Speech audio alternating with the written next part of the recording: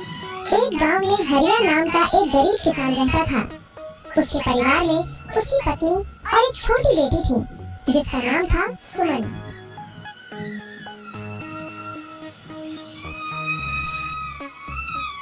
हरिया की अपनी कोई जमीन नहीं थी, इसलिए वह दूसरों की जमीन पर खेती करता और जो कुछ पैसे मिलते उससे अपने घर का गुजारा करता था।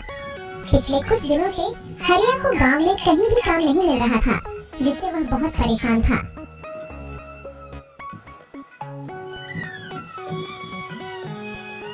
आज कुछ कमा के लाए हो या नहीं? घर में खाने के लिए और कुछ नहीं बचा है। बस थोड़े से दाल चावल बचे थे, उसकी मैंने खिचड़ी पका दी है। पिछले कई दिनों से गांव में कोई काम नहीं मिल रहा है। लोगों का कहना है कि अभी इस महीने उनके पास करवाने को कोई काम नहीं है। जब फसलों की कटाई शुरू होगी तब काम मिलेगा। अब मैं तो यह सोचकर परेशान हूँ कि इस महीने अगर कोई काम नहीं मिला तो सबके खाने पीने का जुगाड़ मैं कैसे करूँगा। आप चिंता मत करो, भगवान हमारी मदद जरूर करेंगे।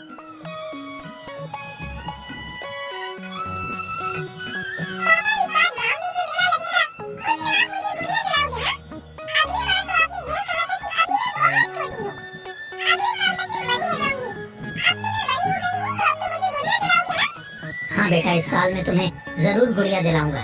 अब चलिए खाना खा लीजिए, ठंडा हो रहा है।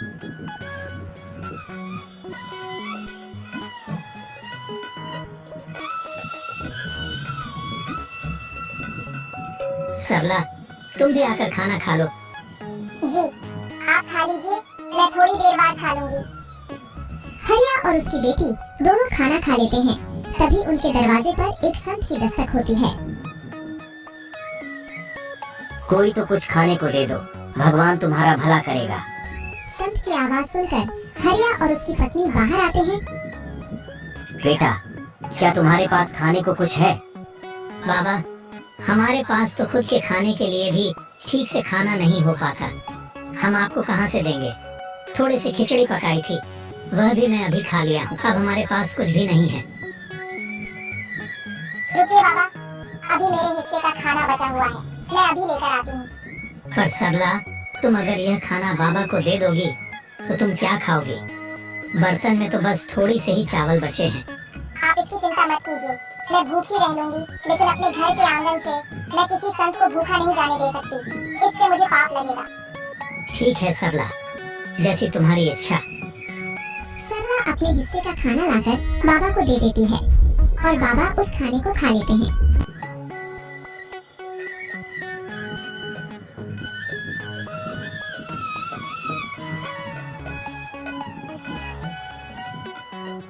बेटा, तुमने मेरी भूख मिटाई है, मैं तुम्हारा बहुत आभारी हूँ। एक भूखे व्यक्ति को खाना खिलाना सच में पुण्य का काम होता है, और यह पुण्य तुमने आज कमा लिया है बेटी। मेरे पास तुम्हें देने को कुछ नहीं है, लेकिन यह एक अंगूठी है, इसे अपने पास रखो, ये तुम्हारी बहुत मदद करेगी। पर याद रखना, रात के समय इसे मत पहनना, रात में इसकी शक्ति बढ़ जाती है जो तुम्हारी उंगली सहन नहीं कर पाएगी। धन्यवाद बाबा, हम आपकी आज्ञा का पालन करेंगे।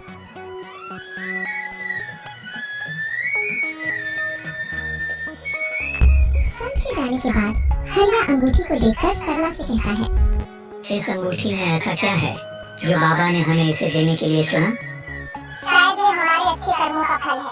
आपने सुना तो होगा ना, हमारे अच्छे और बुरे कर्मों का फल हमें जरूर मिलता है। चलिए अब अंदर चलते हैं। पर सरला, अपने हिस्से का खाना तो तुमने बाबा को दे दिया, अब तुम क्या खाओगी? काश हमारे पास थोड़े से और चावल होते। जैसे ही हरिया यह बात कहता है, अंगूठी में एक चमक सी उठती है और हरिया के सामने तुरंत एक चावल की प्लेट आ जाती है। सरला, ये देखो, जैसे ही मैंने चावल का नाम लिया, यहाँ चावल प्रकट हो गया। यानी कि यह अंगूठी सच में जादुई है, इससे हम कुछ भी खाने को मांग सकते हैं। अरे वाह, ये तो बहुत अच्छी बात है। तो आप इससे थोड़ी पूरी सब्जी मांगे ना, मेरा काफी दिन से पूरी सब्जी खाने का मन कर रहा था। ठीक है सरला, मैं अभी मांग कर देखता हूँ। हे अंगूठी, हमें थोड़ी सी पूरी सब्जी दे दो। हरिया के कहते ही फिर से अंगूठी में एक चमक सी उठती है और हरिया के सामने पूरी सब्जी की प्लेट आ जाती है। उसको देखकर सरला और हरिया बहुत खुश हो जाते हैं। अरे वाह, कितने दिनों बाद आज पूरी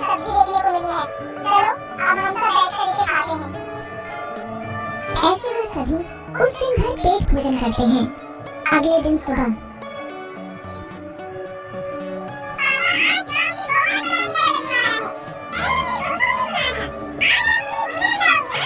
हाँ मेरी प्यारी गुड़िया, इस बार मैं तुम्हें जरूर गुड़िया दिलाऊंगा। सरला, तुम मेरी प्यारी गुड़िया को तैयार कर दो और तुम भी तैयार हो जाओ। हम सब आज उस बड़े मेले में जाएंगे जहाँ जाने के लिए हम अक्सर सपने देखा करते थे। तैयार हो जाते हैं। फिर हरिया अंगूठी से कुछ पैसे मांगता है और उसके हाथ में पैसे आ जाते हैं और फिर वह सब मेले की ओर निकल पड़ते हैं। उस गांव में हर साल एक बहुत बड़ा मेला लगता था जिसमें दूर दूर के गांव से व्यापारी आते थे। उस मेले में तरह तरह की चीज मिलती थी।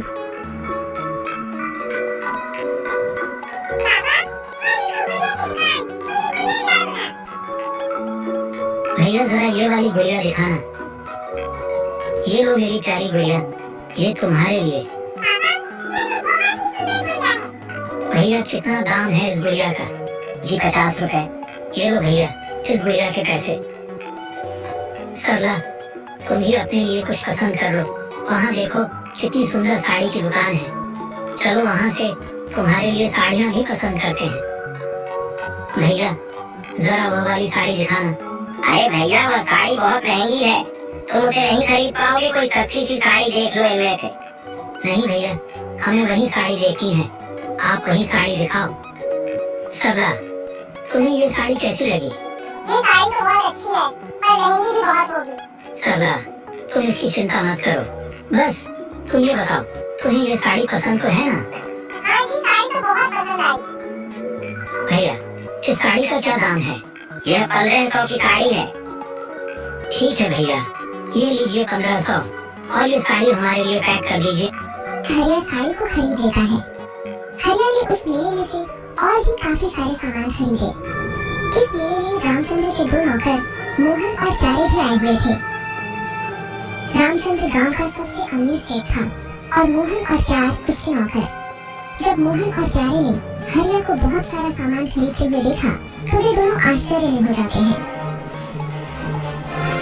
मोहन, ये देख, ये तो वही हरिया है ना जो अक्सर अपने गरीबी पर पूरे गांव भर में रोता रहता है। ये देख कैसे सामान खरीद रहा है। आखिर इसके पास इतने सारे पैसे कहाँ से आए? हाँ प्यारे, यह तो वही गरीब किसान हरिया है। अभी 2 दिन पहले ही तो यह सेठ जी से काम मांगने आया था, पर सेठ जी ने इसे काम देने से मना कर दिया था। चल उसी से पूछ कर देखते हैं। दोनों हरिया के पास आते हैं। और भाई हरिया, कैसी चल रही है खरीदारी? लगता है बहुत सामान खरीदा है आज। हरिया जादुई अंगूठी की बात को छुपाते हुए कहता है, नहीं भाई, बस थोड़ा बहुत घर के लिए सामान है बस, और कुछ नहीं। अच्छा हरिया भाई, तुम तो 2 दिन पहले तो सेठ जी से काम मांगने आए थे ना? लगता है तुम्हें कहीं पर काम मिल गया है। हाँ भैया, कहीं और काम मिल गया था तो बस उसी से बच्चों को मेला घुमाने ले आया। अच्छा हरिया भाई, तुम करो खरीदारी, हम चलते हैं। दोनों नौकर वहाँ से चले जाते हैं। हरिया का परिवार मेला घूमने के बाद घर आ जाता है। आज उनके परिवार के चेहरे पर अलग ही चमक थे। सभी बहुत खुश थे।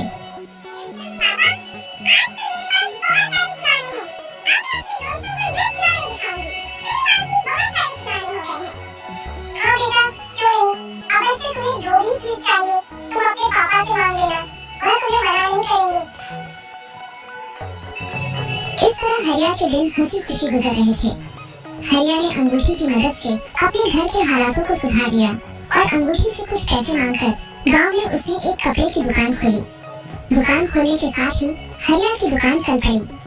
उसकी दुकान पर तरह तरह के कपड़े थे, एक से बढ़कर एक। यह सब हरिया ने उस अंगूठी की मदद से हासिल किए थे।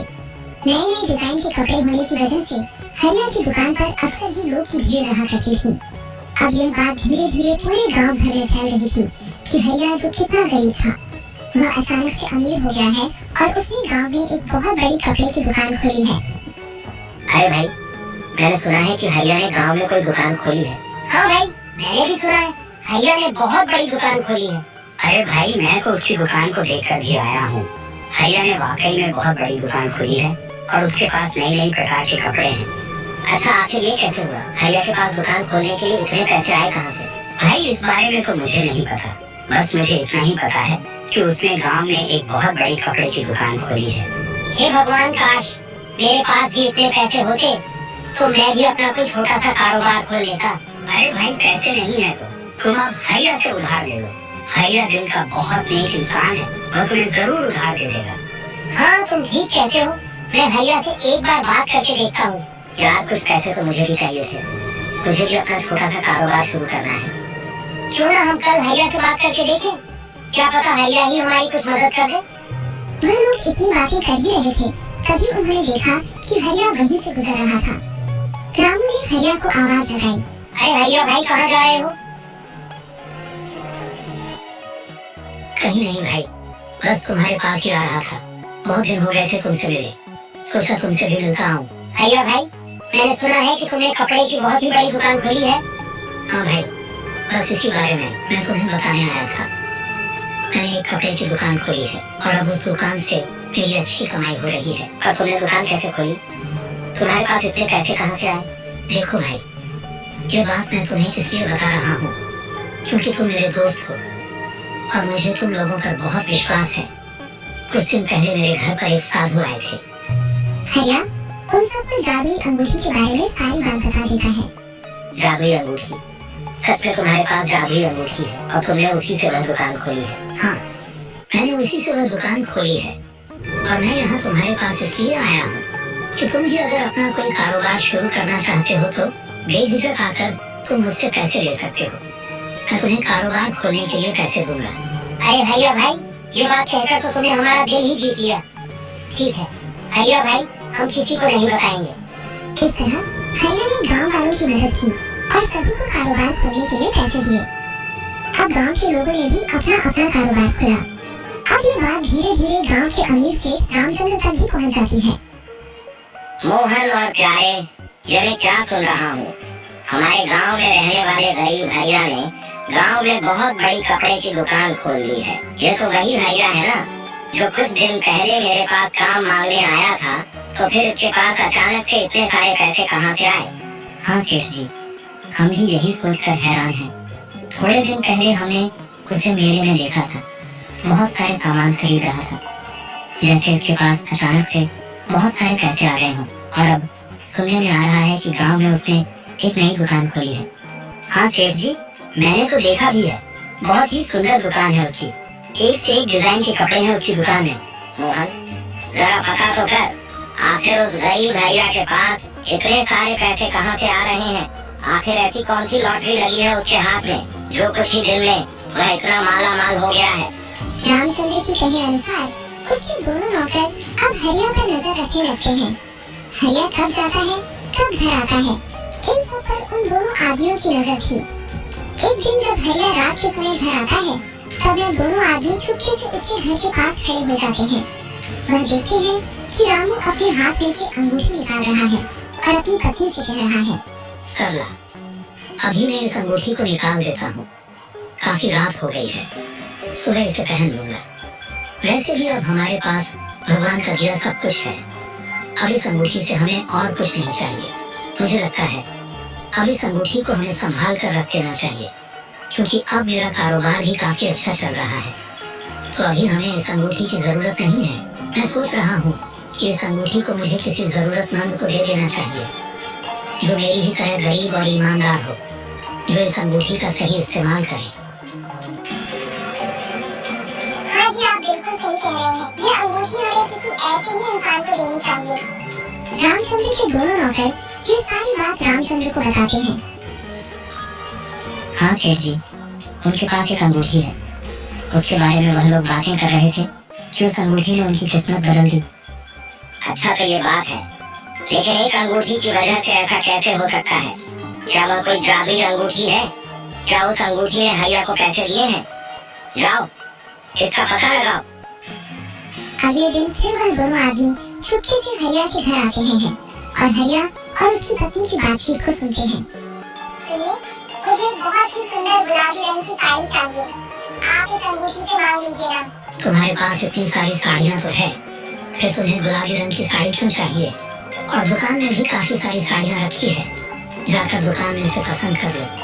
नहीं, मेरे पास एक भी गुलाबी रंग की साड़ी नहीं है और मुझे एक ऐसी साड़ी चाहिए जो अभी तक दुकान में भी नहीं है। आप इस अंगूठी से गुलाबी रंग की साड़ी मांग कर देखिए ना।